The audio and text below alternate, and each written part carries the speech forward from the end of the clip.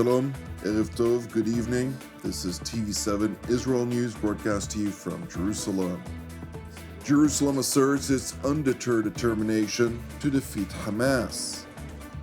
New Zealand's Prime Minister Luxon claims that his Israeli counterpart Benjamin Netanyahu has lost the plot vis-à-vis the Gaza Strip.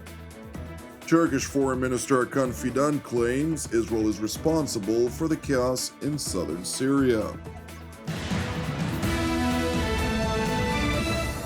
Israel continues to face an international campaign of pressure rooted in disinformation amid Jerusalem's decision to expand its operation with the aim of eradicating the Islamist Hamas and its terror affiliates in the Gaza Strip. The Organization of Islamic Cooperation, that consists of 57 member states, of which 48 are Muslim majority, have joined forces in condemning Israel and warning it against making its final push against the Islamist Hamas by claiming it is in breach of international law in an apparent rant of disinformation. The group reaffirms that this declared course of action by Israel constitutes a continuation of its grave violations, including killing and starvation, attempts at forced displacement and annexation of Palestinian land, the settler terrorism, which are crimes that may amount to crimes against humanity.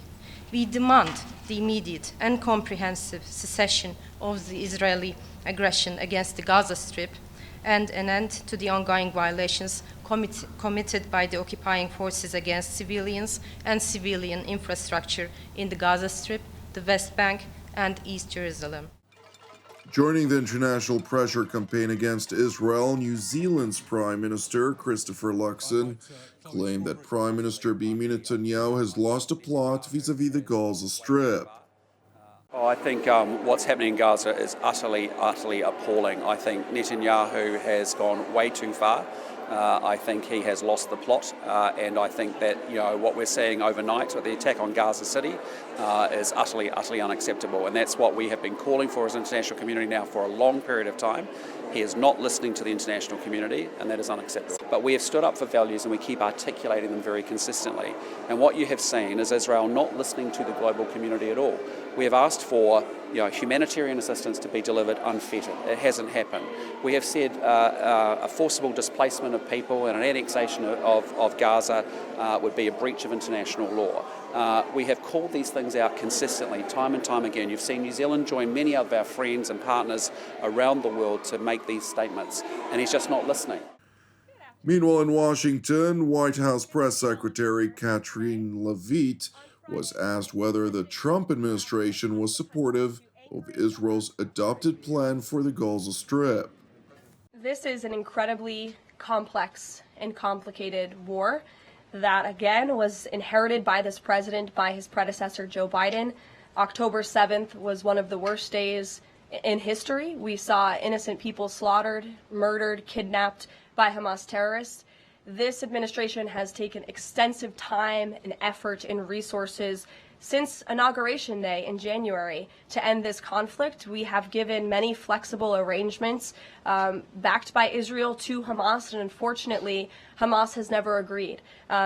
Looking ahead, I will let the president speak on where he sees this going, but this is, of course, an incredibly complex and complicated situation. The administration has made our goal clear. We want to see this conflict end. We want to see the hostages released, and we've tried.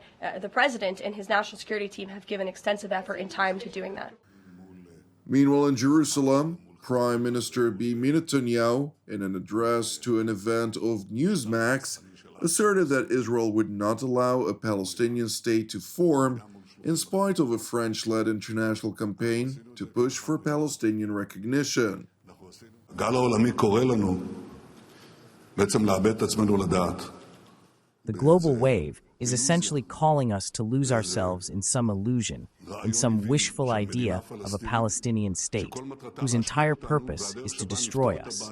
And the way we will solve the problem of our existence is to provide a platform, to provide a Palestinian state that will essentially be entirely aimed at eliminating us. and in search of a substitute for victory, this idea came of what they call a political solution, which is nothing more than another word for defeat and surrender. And it won't happen. I will not give up on victory. The people of Israel will not give up on victory. Our fighters do not give up on victory. And we achieve victory over our enemies.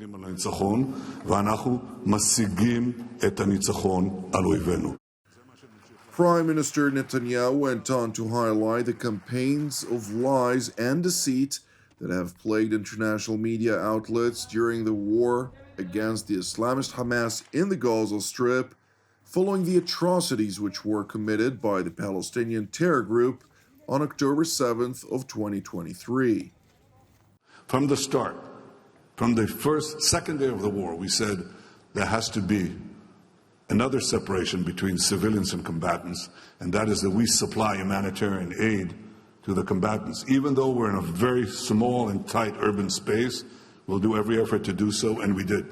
If we had a starvation policy, now nearly 2 years after the beginning of the war, everybody in Gaza would be dead.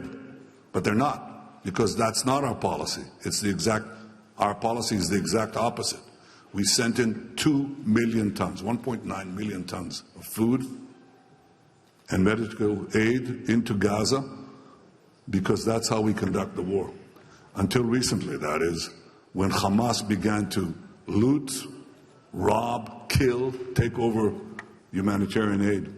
We wanted to put in our own system, American companies who will distribute the aid directly to the Palestinian civilians. Again, Hamas came in, shot their way in, created riots, created every interdiction possible, and so we had a period of deprivation. Hamas caused the hunger problem. Hamas caused the shortage problem, and Israel is blamed, again falsely. The Israeli premier continued by highlighting that Israel is now engaged in an effective surge of humanitarian aid that has successfully dealt with the deprivation issue in the Gaza Strip. We are now engaged in a humanitarian surge of offering safe, secure routes for distribution of food. We're doubling and perhaps quadrupling the number of distribution points that will be safeguarded, and we're doing airdrops, invite other countries to join us. That's what Israel is doing. And as a result, now hundreds of trucks go in daily, and that hunger problem, that deprivation problem, has basically been solved. Among the separate fronts, Prime Minister Netanyahu has also addressed the atrocities which the Damascus regime of Ahmed al-Shara, also known by his al-Qaeda name, Abu Muhammad al-Jolani, perpetrated against Druze and Christian communities living in the southern Syria governorate. In Syria, just a few weeks ago, we stopped the savage massacre of Druze, a non-Islamic sect. And we saw, and these people who hate them hate us and hate America, and they chant the same thing: death to America, death to Israel, death to the Jews, death to the heathen. And the Jews happen to be the heathen, a small minority. And they went into their town of Syria, and they butchered the men. They raped the women, the nurses, and then shot them. They burnt babies. And they added a few things. They added it when you saw it live, and you have to see it to understand this. I mean, you see a Druze civilian wounded lying on the ground, and one of these fanatics, these unbelievable savages, they go in, knife the guy, tear out his heart, and then eat it. And it takes a few seconds for death to come. So the victim has his heart eaten while it's still alive. This is savagery, this is barbarism, this is what Israel is fighting on behalf of Western civilization, on behalf of civilization. And this, the propagation of these lies, is exactly what we had in the Middle Ages. So now we have the capacity to physically defend the Jewish state, but we now have to muster all the forces that seek to defend our common civilization against this mutilation of the truth that threatens our common future. Meanwhile, in Ankara, Turkey and Syria signed a memorandum of understanding, as part of which Turkey is due to provide Syria with both military training and defense consultancy. The agreement was signed after a joint press conference between the Syrian and Turkish foreign ministers, during the course of which a top diplomat of the Damascus regime accused Israel of threatening Syrian sovereignty, while Turkish Foreign Minister Hakan Fidan claimed that Israel was behind the chaos that brought about the Damascus-instigated massacres against the Druze and Christians in southern Syria. One of the main actors behind this dark picture has turned out to be Israel.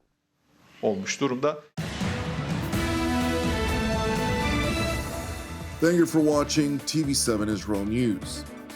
Let us not forget the 50 hostages, to include up to 20 who are believed to be alive, who've now endured 678 days in brutal Hamas captivity in the Gaza Strip since October 7th of 2023. I would like to encourage you to pray also for the hostages, and please also pray for the peace of Jerusalem and salvation of Israel. Separately, if you're blessed by our daily program, since TV7 is exclusively donation-based, any contribution will help us share the truth from here in Jerusalem. You can donate via our website at www.tv7israelnews.com. I'm Jonathan Essen, wishing you an Erev Mevorach, and God willing, we'll see you during our next update. Until then, Shalom from Jerusalem.